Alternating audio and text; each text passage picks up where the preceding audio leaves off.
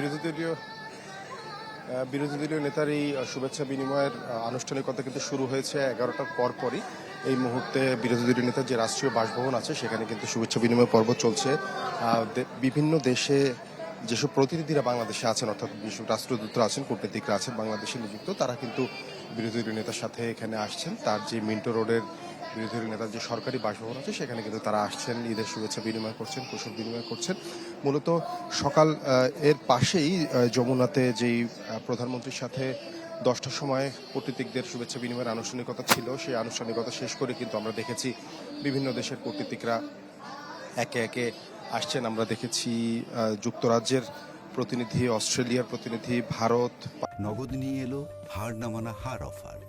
সর্বনিম্ন 10,000 টাকা রেমিটেন্স নগদে পাঠালে থাকছে স্বর্ণের হার জেতার সুযোগ। পাকিস্তান, নেপাল, এছাড়া জাতিসংঘের প্রতিনিধিরা এখানে এসেছিলেন বা যারা বাংলাদেশে দায়িত্বরত আছেন, তারা এই মুহূর্তে কিন্তু আমরা দেখতে পাচ্ছি ব্রিটিশ হাইকমিশনারকে জামাতের আমিরের সাথে শুভেচ্ছা বিনিময় করছেন।